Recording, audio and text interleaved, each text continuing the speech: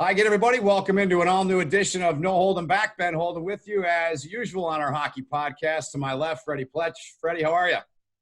Good to go. Right on. Happy Friday as we tape this. And on the bottom, almost 50 years covering the great sport of college hockey and hockey in general, our good friend Neil Koepke. Neil, great to see you. How you been? I've been good. I've been hanging in there like all of us. And when I get to the end of the week, I celebrate again. I made it one more week. So we're hoping things open up soon, but, just got to stay with it. And it's not the worst thing in the world. And again, hopefully it'll be the best thing that we could do once we get back into the fall and maybe the winter, that we've all sacrificed a little, but it was all worth it. Yeah, I love your spirit, my friend. It's great to see you again. It's been way too long since I've chatted with you. I don't know, you and Freddie probably seen each other more than the two of us have, but due to our assignments in college hockey the last few years with things changing. But let's start with that. You were telling us before we started, we're going to have Freddie wrangled up George Gwozdecky for us in another episode we're taping. You said you kind of got the juices flowing a little bit here in an interview with him and Rico Blasi recently that was done in a podcast form, right? Yeah, it was fun. It was like I ran across it on Twitter because somehow I followed Topher Scott, and there it was. And so I clicked on it, and I thought, this is probably going to take a long time, but I just kept it going. And the first question they asked George, it must have been a 17-minute answer. And I kept thinking, oh, my God, that's the George we all know and love. But as I was listening to it, it was like the George and Rico that I miss not seeing on a regular basis. And I think about, what they've done, and it was just great thinking of the Denver titles and Rico, building that program to the point where they were a contender for like 5-6 years, made the Frozen twice, and man, they were like a minute and 15 seconds away from a title in 2009 in Washington. And I was rooting for them, hoping they could do it. It was a great game, and then boom, it went the other way and BU won. But anyhow, it was a good listen, and it really showed the human tendencies of those two guys, which I really liked. Specific. I wasn't surprised by some of the things they said about the brotherhood, but I was just interested about their back and forth with each other, the camaraderie, and just how human these guys are. And of course, very end, how much I missed those guys too. Yeah, it was different for me this year. I mean, we only did 8 games this year in our regular season in the NCHC, but we had Miami a couple times, and it was strange not seeing Rico behind the bench and seeing Burge back there. And I think he's going to do great things there. Before I turn it over to Freddie, what have you been doing in the hockey sense with the huge void we're all in? Have you been staying busy writing, or what have you been doing? There he goes. What have you been doing to keep busy in these times without hockey going on, Neil? Netflix and wine. Netflix and wine? I thought you were grabbing a book or something, man, when you reached over. I just grabbed something to drink, but I agree with Fred. Same thing. Netflix, HBO, Showtime. Like, I never had those stations before, but my God, now I just every night I just watch 3, 4, 5 shows. And I have too many going right now because when I get to a show and start up again, I go, now where did I leave off here that I can do, especially the British dramas, the British crime dramas. They're really interesting. And I've learned a whole new language listening to British dialect. I really become good at it. You have an impression? Peaky Blinders. Peaky Blinders is the best and also the toughest to follow. But so closed caption is good for me. My hearing is still good, but closed caption, to hear what they actually say is fun. But I agree. Fred, I think Peaky Blinders may be in my top 10 shows of all time. That was so good. Top 10 of all time. Wow. Yeah, I really do. Yeah. And then, like last summer and into the fall, I suddenly got HBO. And so I went back and watched every episode of The Sopranos. And then Boardwalk Empire right there. And obviously there's 2 different things. One was modern mob crime, and the other one was 1930s crime. But they were both outstanding. And so I sort of binge watched those until I could get into hockey season. And then when hockey season starts, you're limited on what you can really watch because you're busy doing other things, reporting and obviously researching. But yeah, Fred, I become, like I said to a lot of people, I become a professional TV watcher these days. And Well, also, I also try to walk like 3-4 miles a day. And I'm still a guy that wants to get the papers, the free press and the news. And so I try to go, and almost not every day, but almost every 2 or 3 days, I go by them up at the Speedway or one of the convenience stores. And so I'm still reading that. But other than that, I'm just waiting for things to open up, and obviously to see if we're going to have pro sports on any level, and maybe college football in September, and hopefully college hockey in October. well, as Ben knows, we delve deep into the biographies of our subjects here, and I know it's always at the bottom of the Neil Koepke bio. We're going to move it to the top and start off with Neil Koepke's goaltending career. So I'm sure that kind of coincides with how your passion for hockey developed. So tell us about Neil Koepke, the netminder. Well, when I started playing, I was playing out front, as they say, as a left wing and a defenseman. And then I realized I wasn't that good of a skater, and I just liked the challenge of being a goalie. I was fascinated by the goalies. And back when I started watching hockey, Fred, back in 57, 58, 59 area, the goalies didn't wear masks, so they were even more compelling. So all of a sudden I decided I'll try to be a goalie, because we didn't have one on our team in Cleveland where I grew up and played. And the next thing you know, I was playing goal for the Pee Wee team. And actually, then when I advanced to juniors, I actually played against Doug Valmer, former Spartan All-America, and a pro who had one of the hardest shots in hockey. And I still remember and tell the story that Doug Valmer used to shoot from center ice on a outdoor rink with lights up on the east side of Cleveland. And I remember standing there looking, and all of a sudden I'd hear the clink behind me, turn around, and there'd be the puck. And so I grew my love for the game between watching the Cleveland Barons and playing. And then back those days, there wasn't a lot of hockey coming into Cleveland's newspapers and radio, TV. So you really had to fight your way to get information. And as I progressed during junior high and high school, my hockey learning capabilities were enhanced by me subscribing to newspapers. So I took almost every newspaper during a certain period of time in the American Hockey League. And Ben, with you having been in the AHL as a broadcaster, I did the Hershey paper, the Patriot News out of Harrisburg, Buffalo, the Rochester Democrat Chronicle, the Providence Journal, the Springfield Republican. I even took the Quebec Chronicle Telegram, which at that point was an English paper. And then I also took the Toronto Star, the Montreal Star, and fell in love with Red Fisher. Obviously, Fred, you know that writer, one of the Hall of Famers.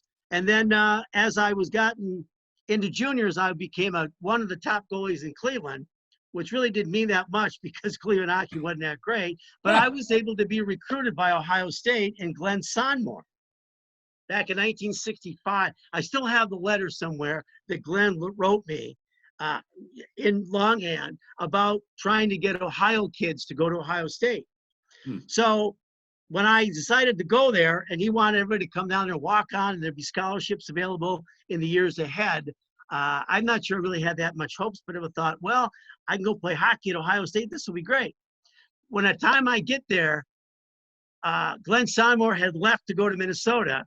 And the joke that I was said, he looked at my goaltending tape and said, I'm not staying around with this guy playing goal. And my coach at the time was Harry Neale. I wondered that. And Harry and I became good buds, good friends. And I was in charge, when I was at Ohio State with Harry, of going to the library, reading the Toronto paper, the Detroit paper, Boston paper, and reporting back to him all the news of the NHL. Because again, he's in Columbus. It's a one-horse town at that point, and there was a lot of hockey. And I was the one that would inform Harry of what was going on. And I became a little bit of a thief, because I would steal the sports pages out of the library and then give them to Harry. And Harry thought I was great. He didn't like me as a goalie. Like at practice, he would make me look like a shisky as he's coming in on me, and all these deeks, and I'm falling down, and he's going around and tapping the puck in the net, But I had a good relationship with him, and we both joked about when Ohio State built the new rink. he jokingly said, I thought they were going to name the rink after you, the Neil Koepke Arena. I thought they should have named it after you. You put Ohio State hockey on the map, you know? So, and then 1 year at Ohio State taught me that I needed to be a journalist instead of a player, because the players that were there were from Detroit, Chicago, Southwestern Ontario, and they were pretty good and a lot better than I was. My skill level was pretty good in Cleveland, which made me like an all-star and, you know, whatever. But down there, it was a little different. And so I could see it right there at 18 years old that if I was going to stay in the game, it would have to be as a broadcaster or as a writer. And that's when I transferred to the University of Detroit, because they had a good radio TV program, but also it was a National Hockey League city. I can't lie about that. So I moved up there in 1967, 68, and I had a great time going to Red Wing games, being around the team. At UAD, I was like the manager, the PR guy for about a year. But the thing I loved about it was, Fred, I could go to like 25 Red Wing games a year, and the ticket prices were $3, $4, $6, and $7. $6 and $7 in the lower bowl or upstairs in the balcony. And those were good seats. And it was the first year of expansion, and I went to dozens of games and had just a great time. You could go to, and Detroit's still the same. You could go to the NHL, but there's lots of other hockey, junior hockey, or you could hop across the bridge or go through the tunnel, and lots of great hockey. Oh yeah, Windsor, yeah, exactly, yeah. And that's what I need. I need a hockey market. And you know, a lot of people thought I was just transferring because, well, Ohio State probably at that point for me was too big of a school.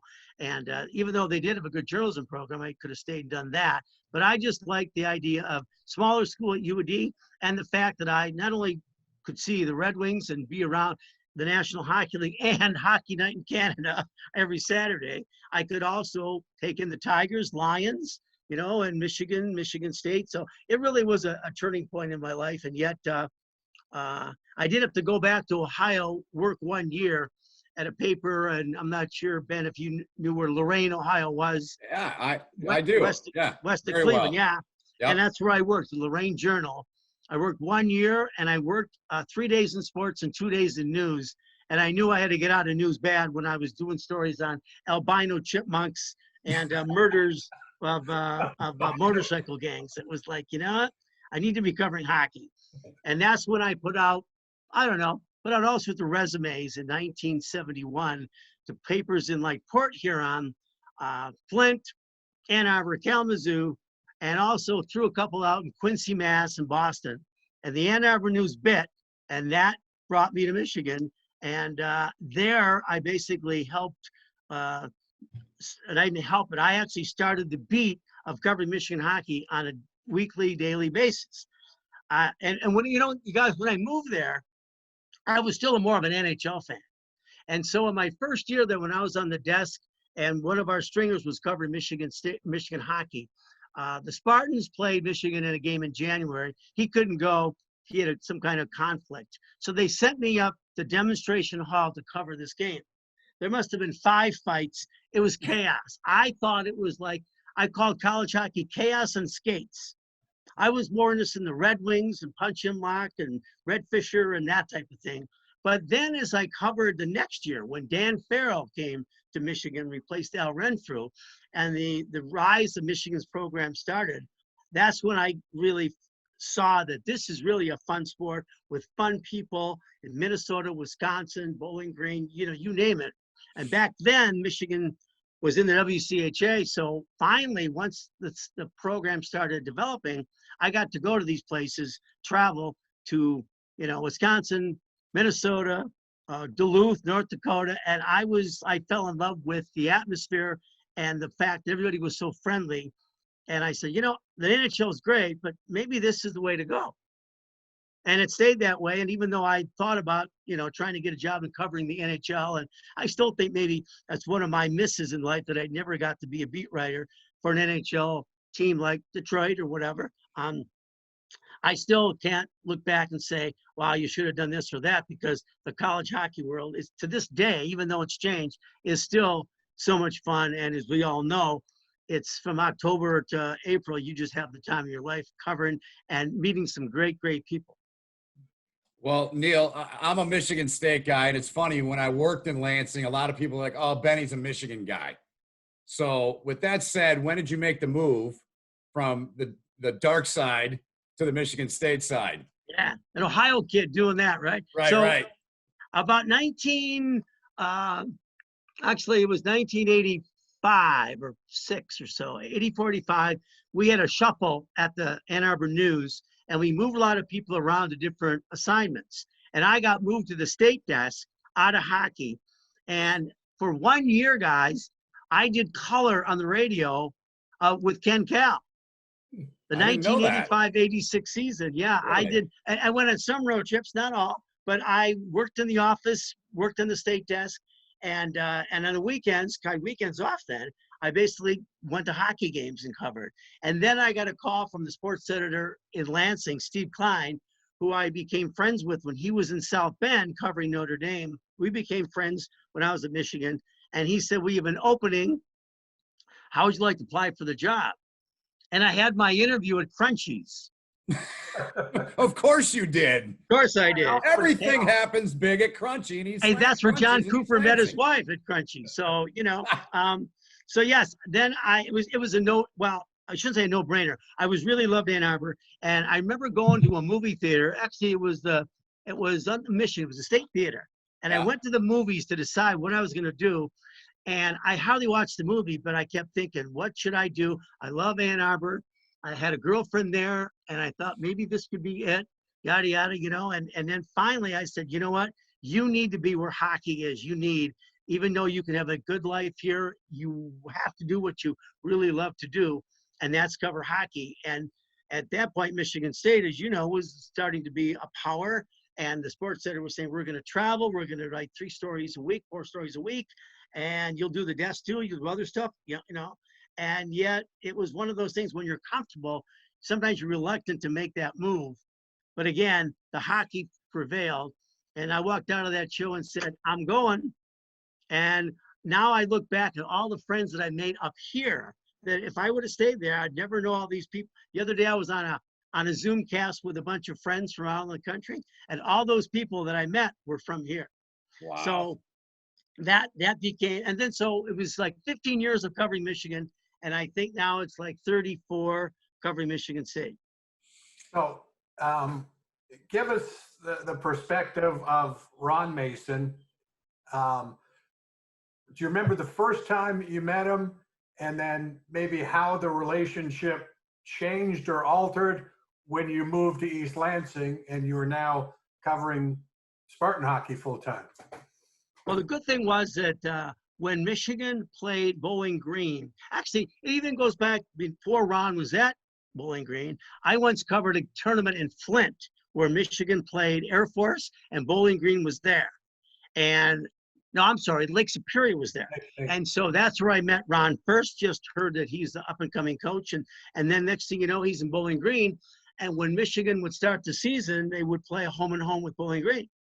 So I got and back then, Fred, I was all about calling the visiting coach before a game and writing all sorts of stuff. And forever in my career, people always said, why do you pay so much attention to the visiting team?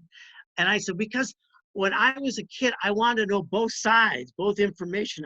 Setting it up, I really didn't have a favorite other than the team that I was covering, but I wanted the readers to know about the other team, all the little tidbits that I found interesting. So that was one of my things that I always wanted to do. So I would call Ron and we would talk, we got to know each other. So then when I was still in Ann Arbor and then Michigan, and then I guess it was like Michigan was playing them, but I was going to the tournaments and Ron was there. So I got to know him pretty well. And then in '85, if you remember when they played Providence, one of the most heartbreaking losses for Michigan State ever.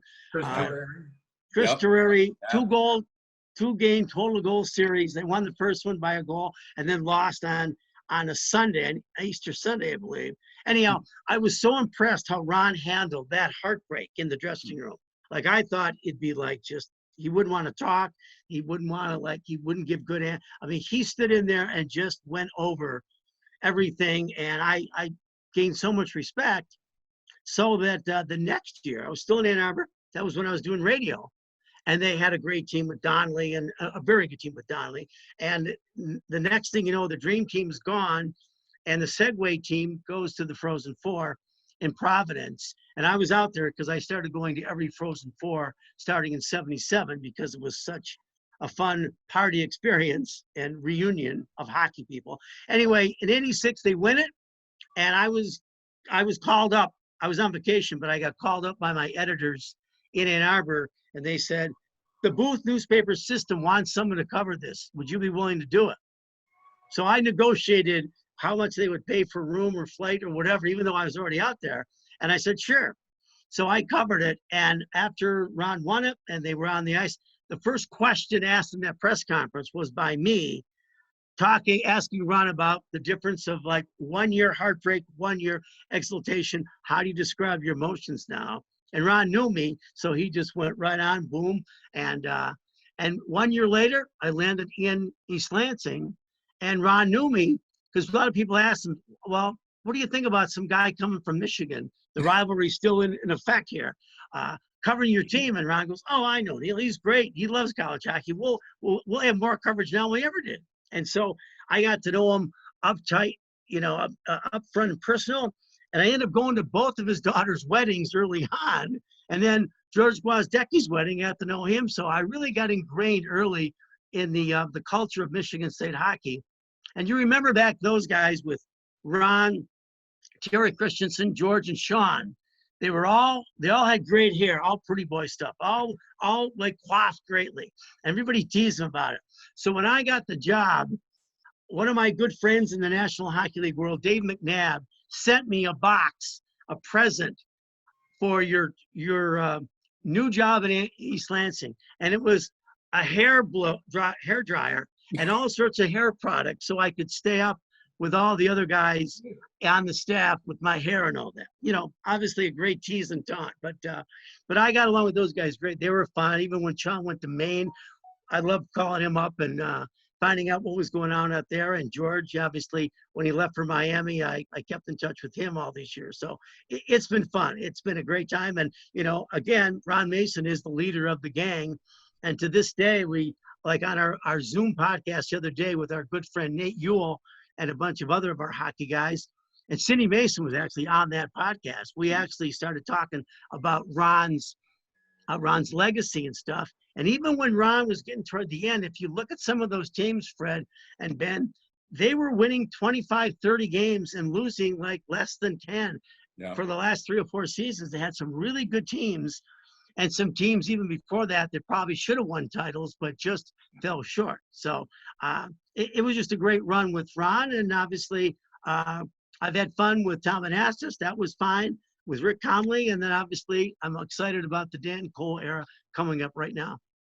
Yeah. So Neil, I'm gonna bring something up. You talked so much about Ron there, and it's a night I'll never forget. In fact, I was just talking about it with my girlfriend the other night because she asked, of course, who George Gwozdecki was, and forgive her, she's not a diehard hockey person like us. And so I was telling her the night. I'm sure you remember this very well. Stout found out about 11 o'clock Saturday morning that Ron was retiring. So I get a phone call from Tim. Benny, it's Tim. What do I do? I'm like, what do you do, man? You get it out there. So we go to the game. They played Ohio State that night. Yep. And I'll never forget when he would hold court in that wooden chair in his office. And we would all gather around. I think you always stood up. I was seemingly down on a knee with a microphone, kind of mic up, right? And he must have been asked that night 6 different ways about him retiring. And it was incredible. I mean, that was a night I'll never forget. What do you remember about all that and how that all went down, Neil? Yeah, that was sort of a shock because Ron just seemed like he was still, eager to coach. Yep. Love to talk hockey, strategy, recruiting, and you could tell a little bit that maybe he was getting a little, I wouldn't say frustrated, but, it is like he likes staying at the cottage in southwestern Ontario there a little longer sometimes. And yet, I think if you look at it, when he stepped down to take the athletic directorship, it was like an ask by the president at the time. The president wanted him to get the ship running for a few years, and you were a person who knew about the school, related to it, and could relate to the coaches. Because, you know, all the coaches that were there loved Ron as an AD because he was one of them. Right. They would understand, he would understand what they needed in their sports. And, you know, and football and basketball would continue because they were the, you know, the top sports there. So they weren't worried. And Ron was a good guy to those guys too, you know, Izzo and Judd. So basically I was shocked. And yet I thought, well, maybe it is time. But I'll tell you, over the, you know, last 2 years that Ron was around the program and all that, you could tell, even though he wouldn't admit it, you could tell that he probably thought that he probably could have stayed 2 or 3 more years in it, because the program changed a little bit here and there. And then he was watching Red coach forever, you know, into the 70s. And then he probably thought, you know, I could have done that too. And, you know, Ron is such a competitive guy. I once mentioned, like, I don't know, Herb Brooks and Ron Mason and, you know, Red Berenson, all legends. And Ron was listening. He said, wait a minute, Red Berenson, not a legend yet. So you could tell the competitiveness there. He didn't want to give credit at that point of Red's career, you know. Well, as you well know, I mean, we all do, but just for those listening and watching that may not know this, I mean, I remember Red saying more than once that he wanted his program to be like Ron's. So there was some respect. Maybe there was more when the rivalry was going on from Red, in my opinion. I mean, you might know, you know better than that. I mean, what can you tell us about those two and the moments they had, all the years they coached against each other, Neil? Well, early on, I think, you know, when Red came in, he and Ron talked about college hockey, because Red wasn't you know, didn't have much savvy into the recruiting or how it worked. Like, he was shocked somebody would want to go to Bowling Green instead of Michigan. Or why would they go to North Dakota? We got a better school here. And I said, hey, Red, you've been gone a long time. When you were here, Michigan was on top of the world. It's changed. The world has changed in college hockey. And basically, it's going to take time. And when Ron Mason took over at Michigan State, the program that he wanted to emulate and reach and surpass was Michigan Tech. And Michigan Tech was the program going to Frozen Fours in 74, 5, and 6, and winning one of those and just being the dominant program in the Midwest. And then when Red came in, the program in the state in Midwest was Michigan State. So he had to start recruiting like that. And, you know, a lot of people don't realize it took 7 years for Michigan under Red to reach the NCAA. Now, after the third year, he started winning, but they kept falling short with some heartbreaking games that kept him out. And yet, by the time you got into the 6th and 7th years, they were really good. And once they got there, right, they didn't go back for 25 years. They made, which was a great run for Red. And at the time when Michigan started taking over and you know, getting close to Michigan State, you could see that Ron was getting more competitive. Oh my God, it was like, just, we're going to beat those guys. We're going to beat those guys. You could tell the same thing. The rivalry really became just amazing. And then you throw in a game in Detroit with 19,000 people at Joe Louis. It really made for some great spectacles. And again, when Michigan State and Michigan are, like in any sport, are on top of their game, and their rivalry is just so much fun. And the last 2 years, it's been very competitive. You know, Michigan's had the upper hand over the last 15 years for sure. But still, even when Michigan's been that much better, the rivalry is just there because the emotions are there, and the team that's like the lower level team can always beat the higher level team. And that really is a tribute to what those guys both built at their programs. And now when you think about it, it's really amazing that those two coaches, those great coaches, are no longer there. And, you know, you sort of appreciate what we had when they were like coaching against each other, or just, you know, for the rest 4 or 5 years of Reds there, because Red almost won the tournament in 11. And obviously a couple of years ago when Mel Pearson was there for the first year, they went to the Frozen. So it's good to have them back. And it was good to see Michigan State back in the NCAAs on a consistent basis like they were in the 80s and 90s. I've got a question that kind of delves into the East-West college hockey divide, and maybe you can give us some insight. you already mentioned the 85-86 national championship team and how it was the dream team the year before that got upset when the Frozen Four was in Detroit. But Mike Donnelly, 85-86, 59 goals, does not win the Hobey Baker Award. What insight can you provide with that? Because I know it's more than statistics, but if you look at the stats, it was probably a pretty clear-cut choice to have Mike Donnelly win the Hobey. Yeah, it's still a sore point here in East Lansing. And I'll tell you what, I think Danton Cole brings that up like 3 or 4 times a year.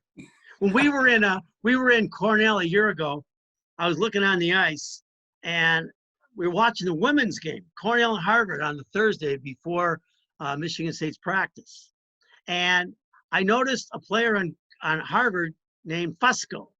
And I basically quickly Googled it and it went, oh, it's the daughter. So I mentioned that to Danton and he got riled up already. He said, he used a couple of like expletives and said, I freaking can't believe it.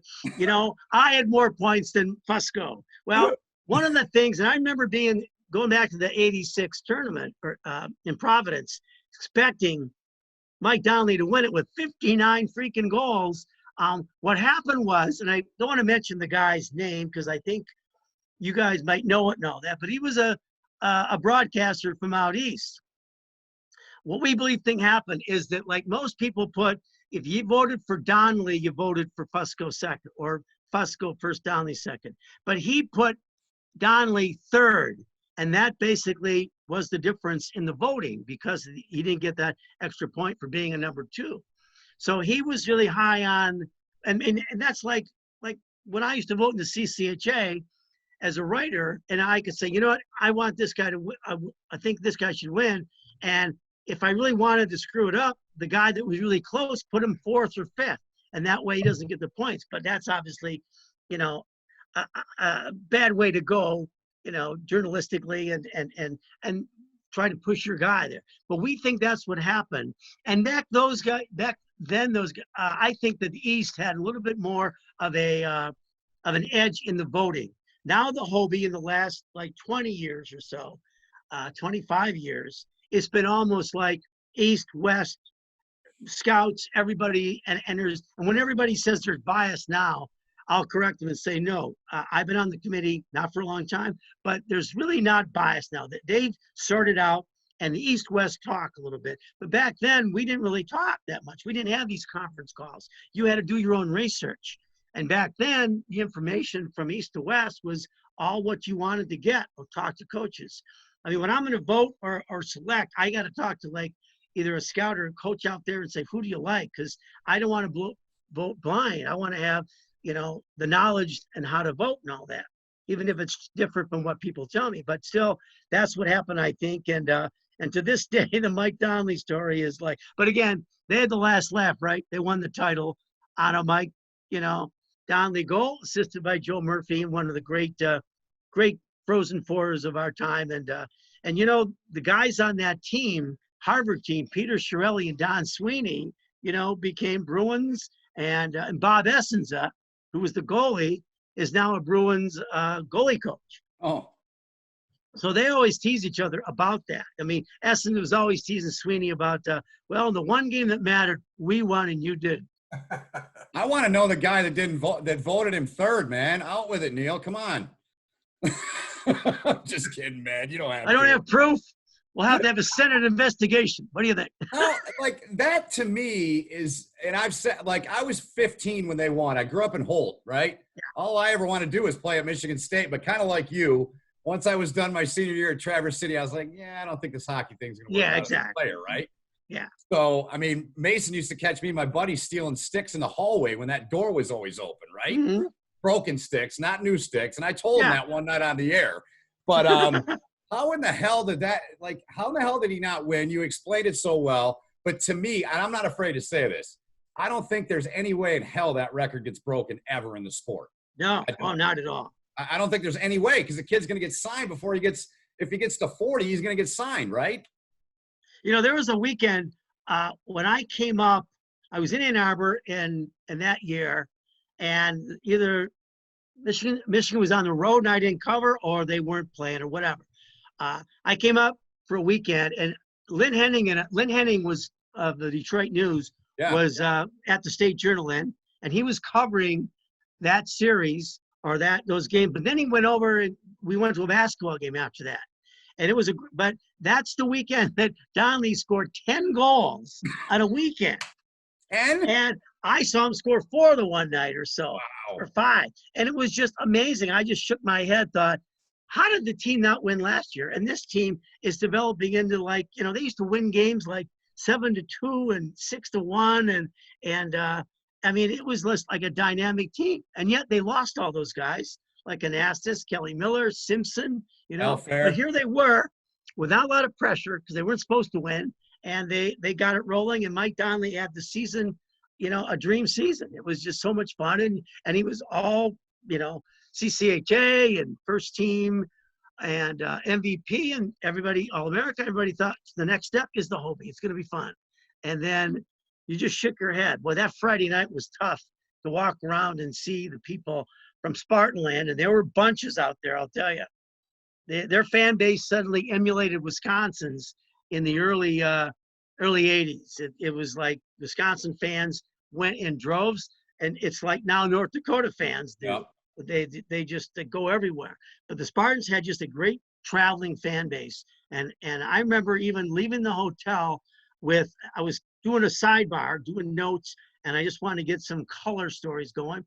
And I walked from the hotel where they were staying, I think the Holiday Inn, all the way to the rink. And there must have been like 200 Spartan fans just in this little trek right down. And the cops had the road blocked off, and it was a lot of fun. And next thing you know, it came up Snake Eyes. They won the tournament.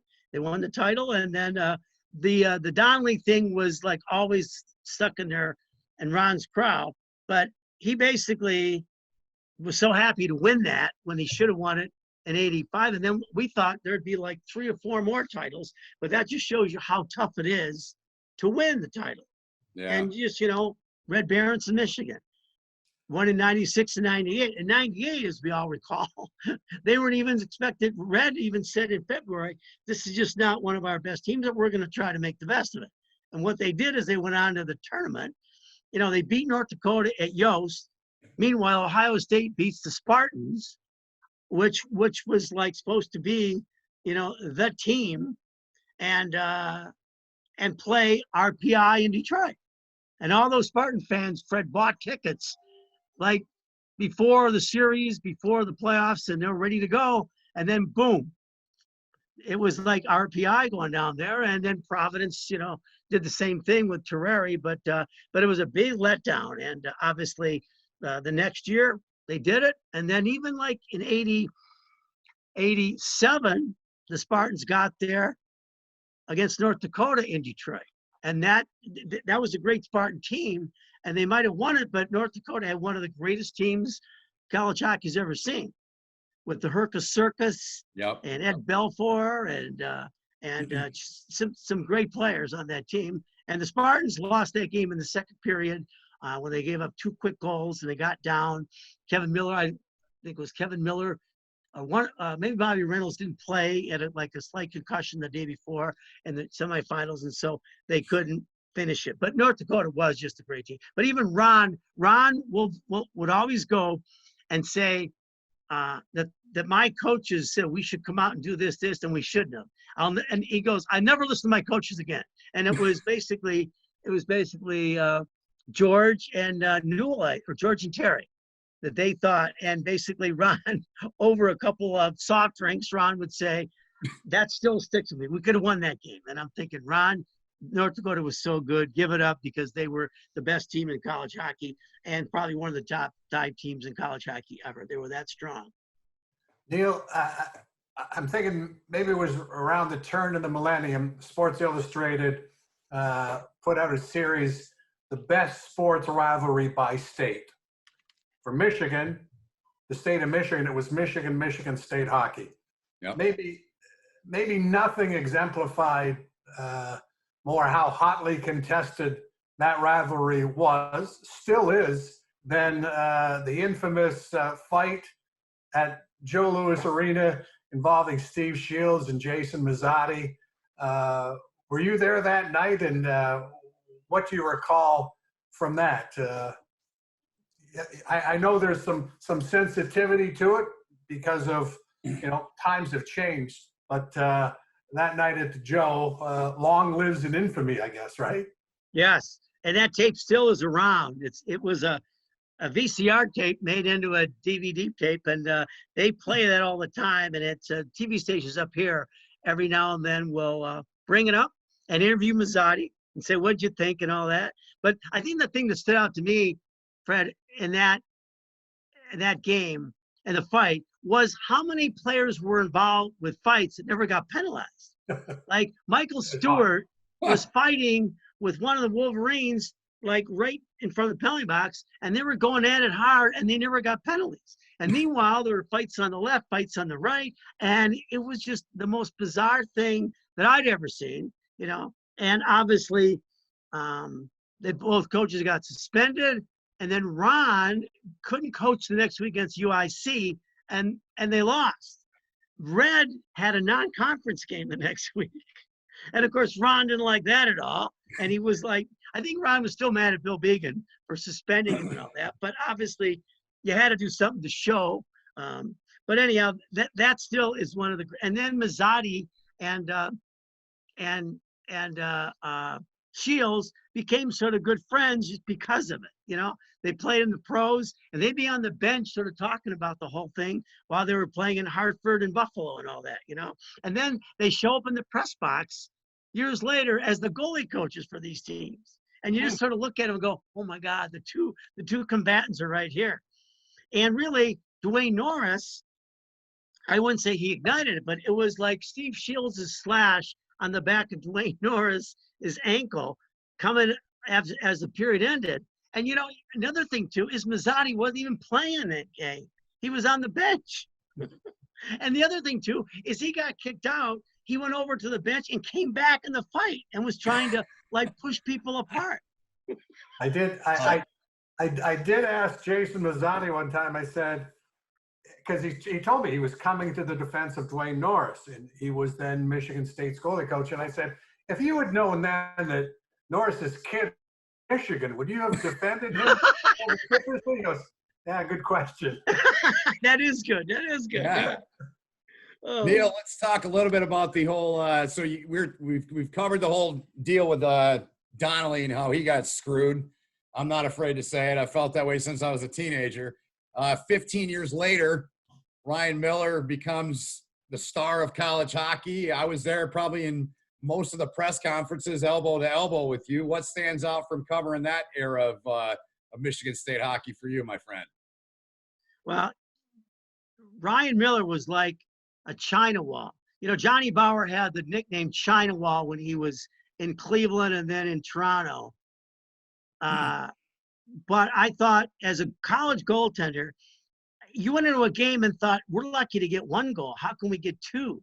Right. And also, Ron had a defense that was sort of like stonewalling in front of him. I mean, it was like they would get their one or two goals and turn it over to Ryan and the defense, and they couldn't get a sniff. I remember when was it Rico Blasi coaching then, or was it? No, I remember. I don't think he was yet. No, it's still Mazzolini, wasn't it, Fred? 201, 202 was. Yeah, I think Rico was there. Because the games I remember was Michigan State shut out Miami both nights, 4-0 and 5-0. And you can imagine the mood Rico was in after the game. You're right. He was there. Yes. Go ahead, Neil. Yeah. So I remember that. And Rico was just like beside himself. Like we couldn't even get, like not only did we get a goal, we didn't have any grade A chances. And he goes, Ryan's great, but my God, that defense, could they at least give us a chance to take a shot or give us the puck or something like that? Huh. And Ron, when he knew he didn't have a great offensive team, wasn't hesitant to go to the trap and play it that way. And that's how some of his later teams reacted. But it was just great to watch Ryan Miller. Like, we do all-time teams, all-time Spartan teams, all-time Wolverine teams. And when we do Michigan State, as much as they've had some great goalies, you got to put Ryan Miller right there and start it because he was a 3-year I mean, his goals against average was so great. I mean, it was like he got the record for NCAA shutouts over a 3-year period. Just think if he would have played another year. Cool. And I'll tell you, if he would have played another year, when the first year Rick Conley came in, Yeah. the Spartans would have made the tournament, and who knows how far they could have gone. But Ryan left in August when Buffalo signed him just before classes were starting. Yeah. And then that sort of messed up the Michigan State goaltending situation big time. But it was just fun to watch him and deal with the whole thing. I mean, I'd watch Kit Miller, and he was exciting in one way. Yep. Like he could pick up the puck and lift you out of your seat. And then Ryan would do the same thing by just being the goaltender. And it was fun that at one point, and Fred, you'll probably remember this, I don't know what year it was, but Michigan State alum was the Vezina Trophy winner and considered the best goalie in the world, Ryan Miller. And Duncan Keith was the Norris Trophy winner on defense and considered maybe not the best, but one of the best defensemen in the world. And they were both Spartans and played on the same team. So that was such an exciting era. Obviously, Duncan Keith left after a year and a half, and things changed. But still, Spartan Nation still claims him because of what he did and how he became such a great pro. But again, going back to Ryan, it was just so much fun to watch because you knew the goaltenders that followed, even if they were going to be very good, were going to have a tough shoes to fill, tough skates to fill. And yet they did have a couple. I mean, Jeff Fleur came in and look what he did. He won a title, and Ryan Miller never won the title. So that's weird that Ryan never got to win a national championship for his years.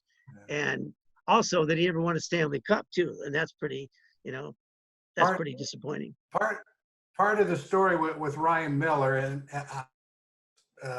involved with the North American Hockey League was when he was in the Sioux and was the goalie of the year. And I think the national goalie of the year with USA Hockey. But when he got to Michigan State, and I remember Ron Mason saying, when we first saw Ryan Miller on the ice, it was like, oh my God, it's like his equipment's Velcro.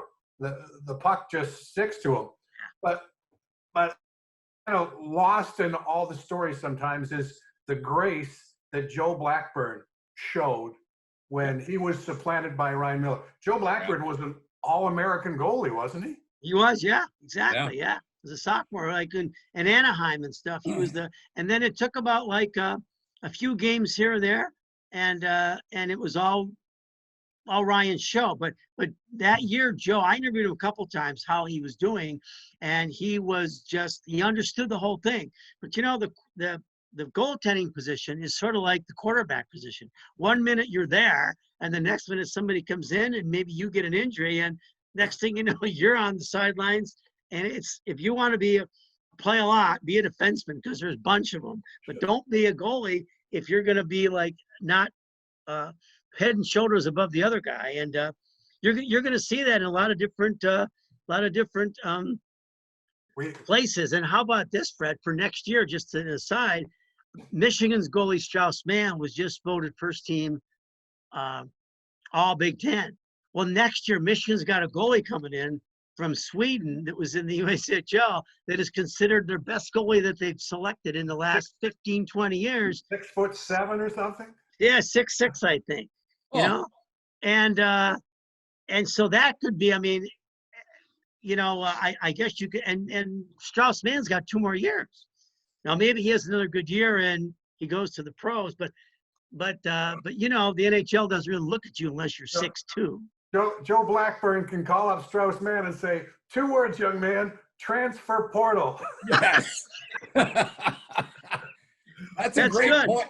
That's a great point you brought up, Freddie, because I mean, again, working in Lansing, as basically covering everything Michigan State, the couple of years before, as Neil knows, you're going to talk to Joe, and then all of a sudden you're just walking right by the guy.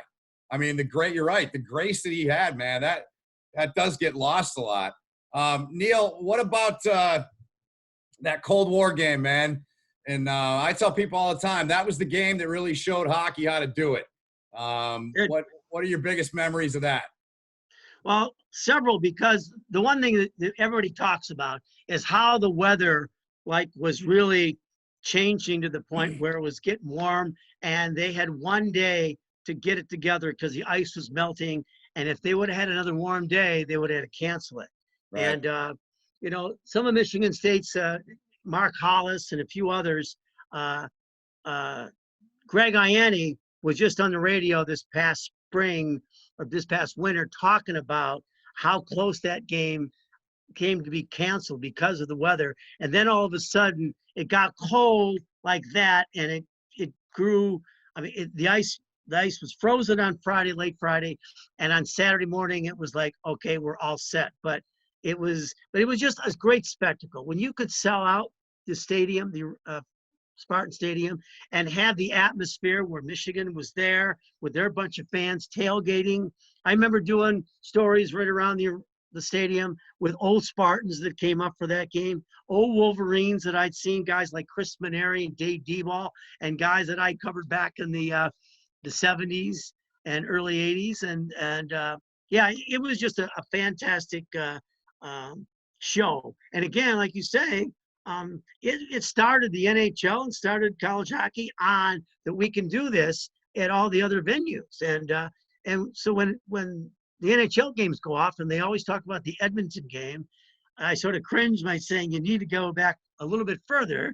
And some do. Some, some of my, when I listen to Toronto Sports Radio or whatever, they do bring up the college game in Michigan. And then, of course, that game got revisited when Michigan did it again for the NHL January 1st game against the Red Wings. Yeah. Because they went back and showed pictures of what happened in 2001, and it was just a great spectacle and a great ending. Jim Slater ties it up with less than a minute left, and everybody sort of leaves like, but sort of happy, I'll never forget the look on Red Berenson's face. I mean, he's like gritting his teeth. He's like, they did it again.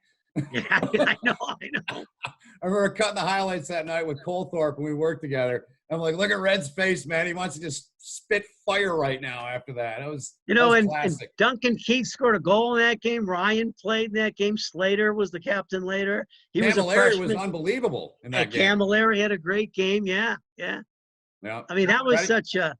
I wish the Big Ten Network would find that tape and put it on. And I started at the CCHA October 1st.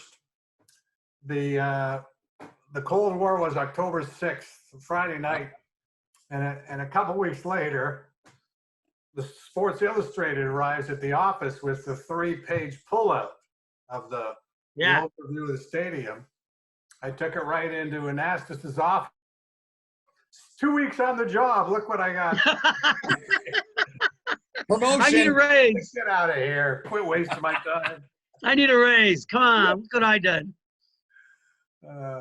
Yeah, that was a great moment, and then even the game in Ann Arbor against Michigan wasn't a great game, but I got to go watch the media skate, and I remember seeing a video of Red being the first person to skate on that ice. That was great, and yet, that was like it wasn't as much fun for me because the press box was enclosed, so you couldn't feel it. You needed to be out on the photo deck to see it and have an atmosphere a little bit. But guys, I hear that Michigan wants to do this again for their 100th year of Michigan hockey. And it's not this coming season, obviously, but it's, I think, next season. And they want Michigan State. Now, I don't know how much the COVID-19 crisis with budgets and whatnot might affect it. But that's what the plan was. And then I think Danton even thought about doing it here in the future. But I don't think he got a lot of support at the time. But then again, maybe when Dave McAuliffe suggested it to Marcalis at first, I don't think there was great support until people started saying, yes, you can do it once they investigated a little bit. So give Marcalis credit for that and a lot of other stuff. But he really was about doing different things to promote different sports. And that certainly was one of them. And they'll always be talking about that one as part of his legacy. Yeah. Freddie, anything? No, this has been a tremendous stroll down memory lane, that's for sure. I got a couple quick ones for you, Neil. Top 3 MSU players you covered. Well, one would be Kip Miller. He just brought you out of your seat. Like I always said, when he got the puck, you just sort of flinched forward. whether you were in the press box or as a fan. And I just loved the way he played. I just thought that he was like just a phenomenal college player, 101 points, won the Hobie, 90. That team should have been in Detroit for the NCAA tournament that Wisconsin won, but had a great career and a good NHL career, although I think he was misused a lot because you can't put Kip Miller on a checking line because he's not a checker. He's an offensive guy, so you got to put him with guys to bring out. But again, he became a little more of a passer and stuff and assist guy in Pittsburgh later, but still, he was just a great goal scorer in college. And so he'd be 1. 2, I would say Ryan Miller, keeping in the Miller family. Just amazing. Every game you went to on the road or home, you'd say, how are they going to beat him? And the thing is, he was so sound positionally, and he worked on moving left to right and up, and just he studied the game. He wasn't the greatest quote in the world. You had to really ask him a bunch of questions and get into it, and then he would explain it. So he wasn't like a Bobby Reynolds or one of those guys from those teams back there that were like really good. But and then number 3, that's a good question, number 3. But I'd have to say Anson Carter, another one that when he got the puck, he had magic to his stick. And Mike York wasn't far behind, and even Sean Horkoff was there too as an assist guy. But I love watching, and I liked Anson because you talk about a good quote. Not only was he a good quote, guys, but he knew more about the game of hockey on the NHL level, the AHL level, or college level. Because when you'd walk out of the dressing room with him, you could be talking about, so what's going on in Washington? What's their farm team doing? What's this? What's that? What's this player from college? He knew all that stuff. And to this day, obviously, he's still got that sense that how to, he's got an interest and he knows how to prepare. But I used to love listening to Anson talk about the game as an 18, 19, 20-year-old kid from Toronto that was just, feeling his oats and didn't know whether he was going to be an NHLer. But as he progressed, he certainly was that, And so those guys were just exciting players. And the thing is, Ben, there's like hundreds. And you could go to Don McSwain, you could go to Kelly Miller, Craig Simpson, Tom Anastas, and obviously Mike Donnelly too. But I didn't cover them. I covered the year after. And so for my estimation, when I picked my all Spartan team, just like I picked my all Wolverine team with the guys that I covered. And it was just like what Michigan State's been lacking the last few years, and not just State, but a lot of other teams too, is that go-to guy forward where we watched back in the 80s and 90s that could score 35, 40 goals. And it's like you said, I mean, not only is Donnelly's record intact, but if a guy ever scores 30 goals or 35 goals, that would be amazing in today's game. But and everybody's structured, everybody plays good defense, so the games aren't going to be. But again, you get like Duluth. When Duluth won the title, those championship games were 2-1, 2-1, and they were against teams that were very good. Notre Dame and Ohio State in the regular season, and Duluth found a way to do it and did it again. The year after. So it's too bad there isn't more goal scoring, but maybe the next wave of players will bring it. I'm with you on that, partner. I love offense. The heck with defense. Give me 8-7 all night long, man. Run and gun, Smite division. The other record that it won't be broken is Ryan's record. 26 he ended at, right, Neil? Yeah. Is that right? Shutouts. Yeah, exactly. Yeah. Just phenomenal. You're right about him, man. Like I want to say Idlebus was the SID the year he won, right?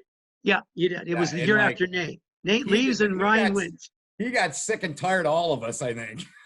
Sure he did. Yeah, exactly. Yeah. Mike Weaver was a guy I really enjoyed talking to, for whatever that's worth. He was always when you were talking about Anson, it kind of made me think about Weaves a little bit. Yeah, you're right. Weaver was too. Yeah. There, and John Michael Lyles too was always good. If after get the first question out of the way or whatever, don't ask the question you really want until like the third or fourth, but get him talking, and then basically he would deliver. But he was good at breaking down the game, you know, and who actually became good at that, like talking about current, is Patrick Kodorenko. Because when Patrick was a freshman, he basically just was like not used to it, and he wouldn't really break it down, and he would giggle in between his quotes and all that. So, but then by the time he became a junior, he was, whether it was win or loss, you could go to him and he wouldn't give you player speak. He would give you like, we got to much be better discipline. We can't take these penalties. Now, he didn't single out individuals, but he singled out the team for taking a dumb penalty with 5 minutes left or whatever. So he was very good at that. I mean, there's always a player you go to, and usually it's the captain, the poor captain. Yeah. And if the captain isn't a great player, you go to him when they lose, and then when they win, you go to the all-star or the guy that got the goal, and the captain sits there. And so, but we've had some great captains at Michigan State, and it's been fun, and you appreciate those guys by the time March comes around, and they're probably sick of you and vice versa, but you got to give them a handshake and a pat, because they've stood in there and taken some hits. And that's why when the program got a little better this year, and they went on a winning streak, and they were in first place twice in the season in January and early February, it was fun to go in and talk to the guys that had been there, the seniors and juniors, been through some stuff, and now we're reaping the benefits of the new coaching staff and their development. So that was a lot of fun. Good stuff. Freddie, thanks for reaching out, getting Neil on with us, man. Good stuff, man. It was awesome to catch up, Neil. I know. Like I say, I got excited while listening to George. And again, now I'm going to be excited about college hockey and the schedule. But, I think I'm excited about, I don't know whether they're going to play. I hope there's fans. I hope it gets back. And other sports, NHL, I don't know. But I usually by this time, guys, have memorized Michigan State's schedule, and I haven't. And I just got, as you probably saw their release on their recruits for next year. And usually when I would do that, I probably know some of them anyhow, but I would delve into it and see where they're going to be and put them in positions and stuff like that, like the coaches are probably already doing. Yeah. And yet, because of this, I haven't been as I don't need to get the schedule. I don't need to get online and read about it, because there's such uncertainty. So I hope the uncertainty, changes. And I hope by the time we get into the late summer, fall, that we got a perspective that we're going to have college hockey, because it was a dang shame that March and April didn't turn out like they should have, because that would have been a lot of fun going to the Frozen Four in Detroit. Yeah. After all those years of getting rejected, a new arena, a nice downtown, a lot of people excited about coming to Detroit, and people that maybe weren't, but would have been because of what they would have seen in downtown Detroit. So hopefully we can do Detroit in 2 or 3 years after the Boston tournament, and maybe Detroit gets it back. And then, guys, we might be going to Vegas and Tampa again. So that'll be fun. Freddie? No, that's I can't wait to see Detroit. Detroit should be at the top of the list for the next go-round, and deservedly so. Yeah. All right, guys. Well, it's been a lot of fun. We could go on for hours here, but again, Neil Koepke, 48 years, right? 48 doing this? Awesome. 49 starting in September, October, if we got college hockey, and hopefully we do. All right, 49 for Neil, covering the great sport of hockey and college hockey. Thanks so much, Neil. It's great to see you. Take care, my friend, and we appreciate you joining us here on No Holding Back. You're welcome, guys. It was great. See ya. All right, that'll do it. Until next time. For Fred, I'm Ben, and thanks again to Neil. Thanks for watching. We'll see you next time.